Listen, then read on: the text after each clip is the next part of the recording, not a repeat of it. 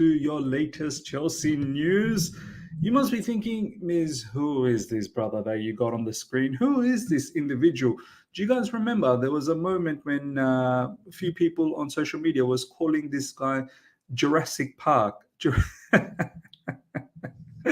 Chris Jurasek, ladies and gentlemen, if you didn't know, Chelsea CEO who has parted ways with Chelsea. Look, I feel like he got sacked. Well, I want to say he got sacked.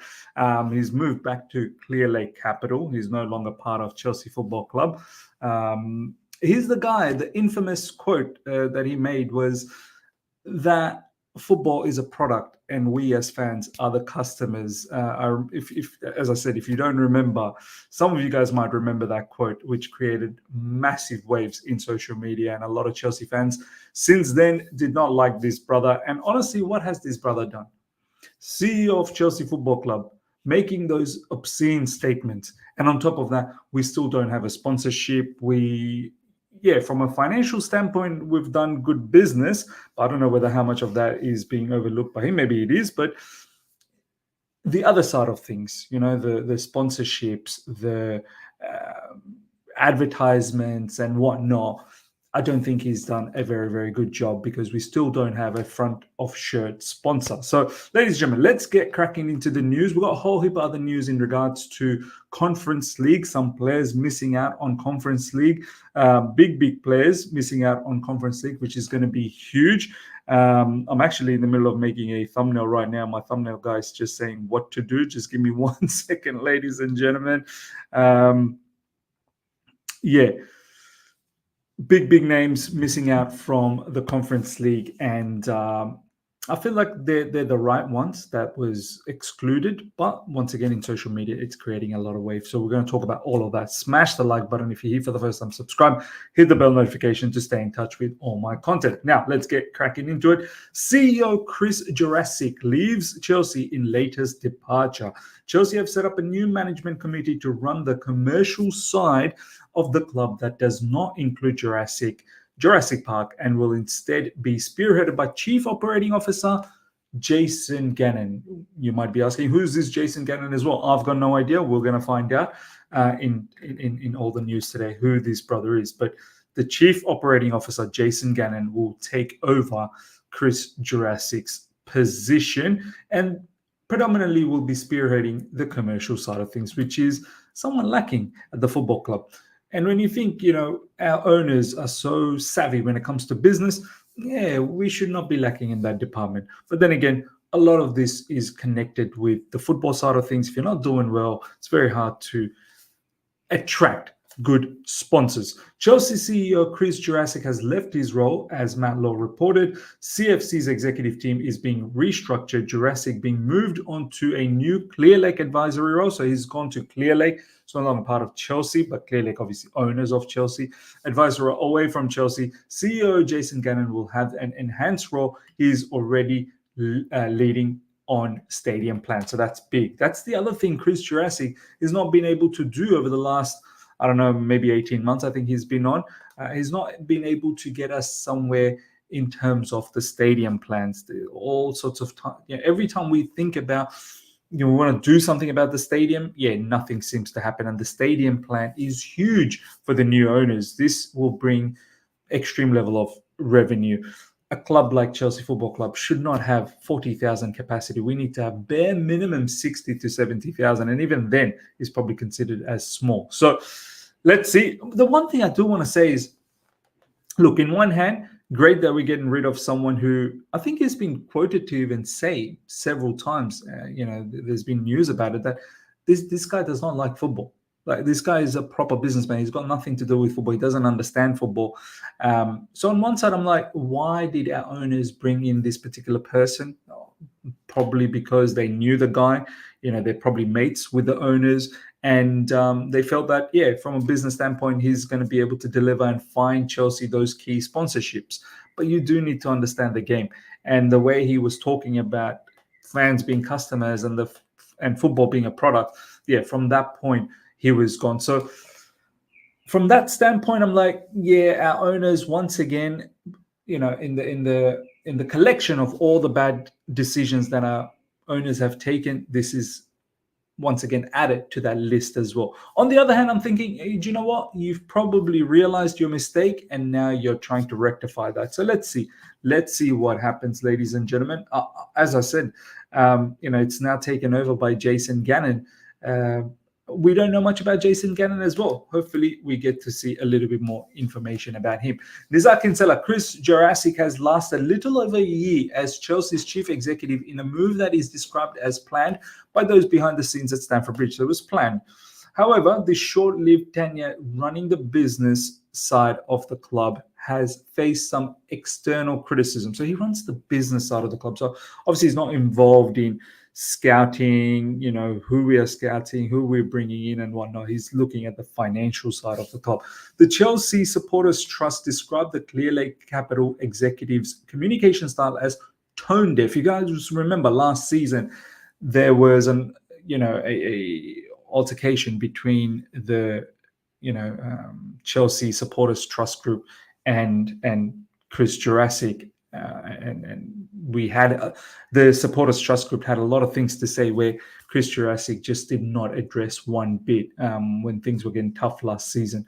So yeah, we can understand why the Chelsea Supporters Trust felt a little bit disgruntled about this guy. Chelsea started both his season in charge without a front of shirt sponsor, so that's a big L from his perspective. As an executive at Clear Lake, who are the majority owners of Chelsea, he has often come into business on a temporary basis to revamp the leadership. That's exactly what he has done at Chelsea, and his work is respected internally as Bowley Clear Lake make wholesale changes since buying the club from Roman Abramovich. Jason Gannon, so let's see what this guy's all about. Involved in the Sophie Stadium and Hollywood Park redevelopment, is immediately promoted and will help Chelsea when trying to rebuild or redevelop Stamford Bridge and make training ground improvements. Gannon will also oversee delivering on commercial targets. So let's see what Mr. Gannon can do. Can we go ahead with whatever plans we have with the stadium? Can we actually get some substantial movement in that particular project? What's he going to do with our sponsors? We still don't have a front of shirt sponsorship, which is very, very embarrassing. This is what Ben Jacobs had to say. Chelsea confirmed Jason Gannon has been promoted to President and Chief Operating Officer. He will be taking over from Chris Jurasek, who will transition back to be an operating executive with Clear Lake Capital. Todd Bowley, Baghdad Iqbali, and Jose E. Feliciano, Jason's unique combination of talent, experience, and strategic vision will drive the club forward as we work to achieve our ambitions on and off the pitch. Gannon, I'm honored to assume this elevated position within a club rich in history and well-renowned across the globe. I have developed relationship with many supporters over the past year since joining Chelsea, and it is an enormous privilege to be here. Okay, that's good to know that he's at least formed some sort of connection with the fans. I think that's number one thing if you're going to be the CEO of Chelsea Football Club. We have an incredibly passionate supporter base both here in London and across the world, and we are determined to drive the club into a bright and successful future. I would like to thank the board for this tremendous opportunity, and I'm thoroughly looking forward to working even closer with the leadership. In addition, James Bonington, the club's general counsel, has been promoted to Chief Legal and Corporate Affairs Officer, and James Murray, the club's Chief of Staff and Head of Business Operation, has been promoted to Chief Strategy Officer and Head of Business Operations. So let's see. Things are getting shaken up in the background. We've done a little bit of shake-up in terms of getting rid of Neil Bath and a whole heap of restructuring of the academy and the hierarchy as well. So, yeah, look, as I said, in one hand, it kind of looks incompetent that, we've made so many mistakes. On the other hand, it seems like, okay, we've made mistakes. Let's try and rectify it. So which way and how do you look at it, ladies and gentlemen? Let me know. Only time will tell whether all of these changes are actually going to be fruitful. Does it actually mean anything for Chelsea Football Club? Next up, ladies and gentlemen, now some big exclusions from the Europa Conference League. Chelsea confirmed that UECL squad no Cole Palmer, Romeo Lavia, or Wesley Fofana. Decision taken due to load management. A lot of people, we've been saying in the last few videos what's going to happen with the Conference League. Some of our players, they seem to be picking up injuries. They need to be looked after. They play too much football, to be honest, Cole Palmer being one of them, who's not been able to play for England in this international break and maybe have a slight little niggly injury as well. I don't mind this. I actually absolutely endorse this because Conference League, the first rounds, the 6 matches we're going to play, we should be able to win them without Cole Palmer, Romeo Lavia, or Wesley Fofana. We've got enough depth. This is why I've got a deep squad. This is why some of these brothers, they didn't leave Chelsea Football Club.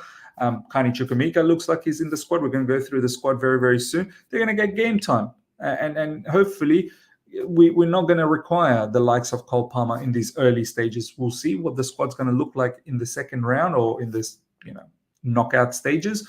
But for now, I'm absolutely okay. And this is how we should be managing our squad. No need to play all of these players. And then before you know, they're injured. And then we're not being able to utilize them in the Premier League, which is the most important factor.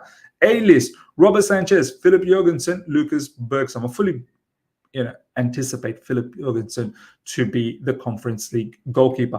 Axel Desasi, Mark Cucurella, Tosin, Benoit Badishu, Reece James, Malo Gusto, Renato Vega. Perfect. In midfield, Enzo Fernandez, Noni Madueke, Kani Chukwuemeka, Keenan Dewsbury-Hall, Moses Caicedo, Cesar Cassidy. A lot of people are like, why is Moses Caicedo and Enzo Fernandez there? Well, we need them to be there or else we're not going to have a squad. But I don't think they're going to feature too often in the Conference League. I do fully believe the likes of Chukwuemeka, Dewsbury-Hall, and even Cesar Cassidy might get game time in midfield. Pedro Neto, Michele Mudryk, Joao Felix, Nicholas Anelka, Nicholas Jackson, Christopher Nkunku, Jadon Sancho, Mark Gui. So that rounds up the forwards. I've got no issues with that. There's enough talent there to take care of all of these Conference League players. List B, Levi Colwell, Josh Achipong. Josh Achipong should be one who should be given a lot of game time in the Conference League. Keanu Dyer, Tyreek George is another one that should be given a lot of time. Harrison McMahon, Max Marek. So they're in the list B, so if need be, they can be called upon. But I do hope some of these youngsters are given an opportunity in the Conference League and really build up their confidence, build up their skill set in the professional level. So look, ladies and gentlemen, let me know your thoughts. Are you unhappy with the fact that Cole Palmer and Wesley Fofana and Romeo Lavia are not in there? Romeo Lavia, I'm absolutely fine with it. This brother doesn't need to play any extra competition at the moment. Just focus on the Premier League. 1 game a week, perfect. If Romeo Lavia can do that, I'm absolutely happy about that. We need Romeo Lavia available in midfield in the Premier League. Wesley Fofana, Cole Palmer, and Romeo Lavia have all been left off Chelsea's next squad for the next stage of Conference League. The decision has been taken due to load management. So that's good. That's good, ladies and gentlemen, that has worked out in that manner. I've got no qualms about that. Now, last but not least, ladies and gentlemen, Chelsea have been approached by anti-discrimination organization Kick It Out to explain their handling of Enzo Fernandez racism saga. Officials from the stakeholder are understood to have expressed their deep dismay at the way that Stamford Bridge Club have navigated the controversial affair. All right. When this incident took place, consistently on a regular basis, we were talking about this. Obviously, since then, matters resolved internally. Enzo Fernandez said sorry to the teammates, said sorry to the football club, and things moved on. Look, what Enzo Fernandez did, and not just, this is the thing that we need to remember. It's not just Enzo Fernandez. It's a cultural issue at Argentina. The entire Argentinian squad in that bus was singing that obscene song about the French national team, specifically Mbappe. But everyone seems to focus on Enzo Fernandez because it was his phone, it was his live stream from Instagram, but there were so many other players that are involved. So it's not an Enzo problem. I think this is more of a Argentina problem, right? However, since then, I think one of the things, look, whether we think this is the right thing or not, I personally think what Wesley Fofana did, look, it's his right to go out there, socially comment on it, and he felt really sad about it. But what that comment did was it created a bigger fuss in social media, and everyone's eyes was on it. Had he just reached out to Enzo Fernandez internally and said, mate, what you did was absolutely wrong, take that down, and you need to say sorry to all of us, I think that would have been far better way to solve it. as opposed to him putting that online statement out when Wesley Fofana did that. I know a lot of you guys will agree that no, what he did, he's got the right to do that. No problems. I see that side as well, but I'm just saying, had he not done that, I don't think it would have been a huge social media issue, right? Even though the matter is serious, I'm not deviating away from that. So look, having said that, Enzo Fernandez then said sorry. Chelsea moved on. I don't know what else kick it out we can do. And let's be honest, this whole kick it out organization, I don't even know if if it's done anything in football. There is still racism in football. There is still, downright insults and abuse in football. What have these guys? What have they done? They really haven't done anything. We see these sort of issues on a regular basis in football, in many stadiums. Chants, racist chants, and nothing seems to happen. So these guys, yeah, I find it quite interesting that they want to come and talk to Chelsea about the whole incident, how we've handled it. I think personally we've handled it pretty well. Enzo Fernandez was, he came up with a public statement apologizing, addressing that he's done a mistake. And then Chelsea also said internally, we've done our investigation, we've done our total thorough, case study on it, and things are now over. So I don't know what more we could have done in this situation and kick it out, I guess. When you're not busy, you got to find some things to do. Ladies and gentlemen, let me know your thoughts about that whole news as well. So yeah, hope you guys have enjoyed this. Comment below, ladies and gentlemen, in regards to Chris Jurasek and the Conference League players that has been excluded. Smash the like button. If you're here for the first time, subscribe, hit the bell notification to stay in touch with all my content. Until next time, take care. See ya. Bye.